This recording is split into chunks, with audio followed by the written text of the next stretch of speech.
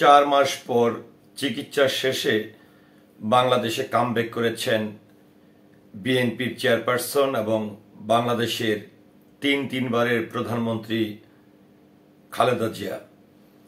তো আমরা নিশ্চয়ই দেখেছি যে সাবেক প্রধানমন্ত্রী খালেদা জিয়ার এই প্রত্যাবর্তন উপলক্ষে, বাংলাদেশের আগমন উপলক্ষে তার নেতাকর্মীদের মধ্যে কি ধরনের উৎসাহ উদ্দীপনা বিরাজ করেছেন। বিমানবন্দর থেকে তার বাসভবন পর্যন্ত কি ধরনের আয়োজন ছিল, নেতাকর্মীদের উপস্থিত ছিল, কি ধরনের আইন শৃঙ্খলা বাহিনীর নিরাপত্তা ছিল, সবকিছুই আমরা অবগত আছি। ভিডিও ফুটেজের মাধ্যমে, মানুষের সামাজিক যোগাযোগ ফেসবুকের লাইভের মাধ্যমে, সংবাদের মাধ্যমে আমরা কিন্তু সেটি লক্ষ্য করেছি। তবে এই যে সাবেক প্রধানমন্ত্রী বেগম খালেদা জিয়া গুলশানের যে বাড়িটিতে তিনি থাকবেন ফিরোজায়, সে ফিরোজার নিরাপত্তা ব্যবস্থা কেমন এবং সেখানকার সর্বশেষ পরিস্থিতি কি, বাংলাদেশের কোন কোন আইন শৃঙ্খলা বাহিনী নিরাপত্তার্থে কাজ করছেন, এ নিয়ে জাগো নিউজ 24.com একটি সংবাদ এবং তথ্য প্রকাশ করেছেন, যা আমি আপনাদের সামনে উপস্থাপন করছি। চিকিৎসা শেষে 4 মাস পর লন্ডন থেকে দেশে ফিরেছেন সাবেক প্রধানমন্ত্রী ও বিএনপির চেয়ারপারসন বেগম খালেদা জিয়া। বিমানবন্দর থেকে সড়ক পথে সরাসরি গুলশানের বাসভবন ফিরোজায় উঠেছেন বেগম জিয়া। এর মধ্যে প্রস্তুত করা হয়েছে তার বাসভবন ফিরোজাও। বাসভবন ও এর আশপাশের এলাকায় নিরাপত্তা জোরদার করা হয়েছে। ফিরোজার নিরাপত্তায় রয়েছে সেনাবাহিনী সহ বিভিন্ন পর্যায়ের আইন শৃঙ্খলা বাহিনীর সদস্যরা। বিশেষ করে সেনাবাহিনীর উপস্থিতি চোখে পড়ার মতন। 6 মে সকাল 8টায় সরেজমিনে এমন চিত্র দেখা গেছে ফিরোজার সামনে সড়কটি একটি গাড়ি চলাচল আটকে দেওয়া হয়েছে। শুধু হেঁটে চলাচল করতে একটু শিথিল রাখা হয়েছিল। কঠোর নিরাপত্তার বলয় তৈরি করেছেন আইন শৃঙ্খলা বাহিনীর সদস্যরা। এর আগে লন্ডনের গ্রিনিচ সময় সোমবার 5 মে বিকাল 4টা 10 কাতারের আমির Sheikh Tamim bin Hamad Al থানির দেয়া বিশেষ রাজকীয় বিমানে আধুনিক এয়ার অ্যাম্বুলেন্স ঢাকার উদ্দেশ্যে রওনা হন বেগম খালেদা জিয়া।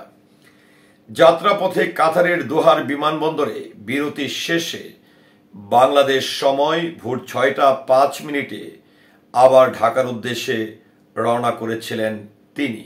সঙ্গে ছিলেন তার 2 পুত্রবধূ ডক্টর জুবাইদা রহমান ও সৈয়দ শামিলা রহমান।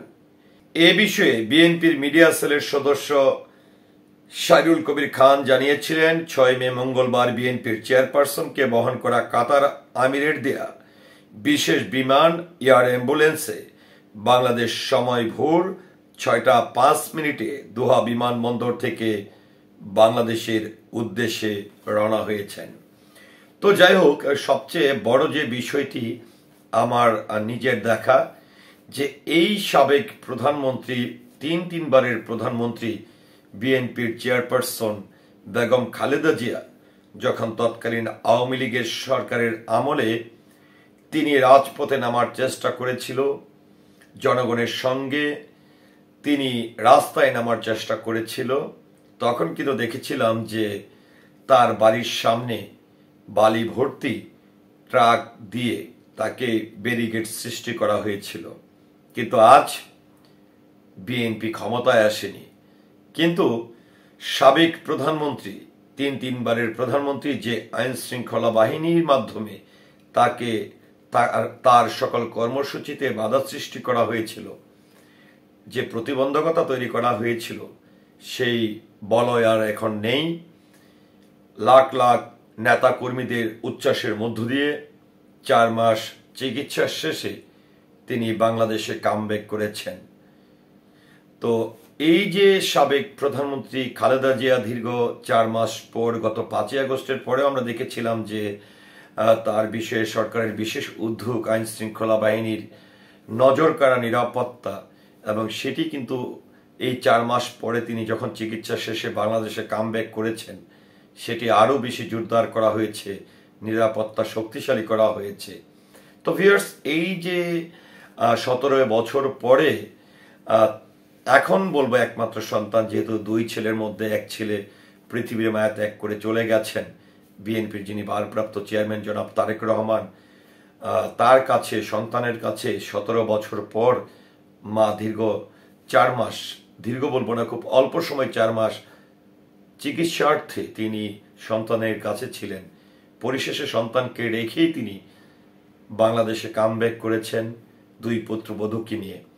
তো প্রধানমন্ত্রী এবং সাবেক প্রধানমন্ত্রী খালেদা জিয়ার এই আগমন নিয়ে কিংবা এই বর্তমান পরিস্থিতি নিয়ে আপনার মতামতকে আশা করছি কমেন্টের মাধ্যমে জানাবেন। সেই সাথে অবশ্যই তিনি যেহেতু বাংলাদেশে 3 বারের প্রধানমন্ত্রী ছিলেন, সফল প্রধানমন্ত্রী ছিলেন, তার দীর্ঘায়ু কামনা করছি, সুস্থতা কামনা করছি।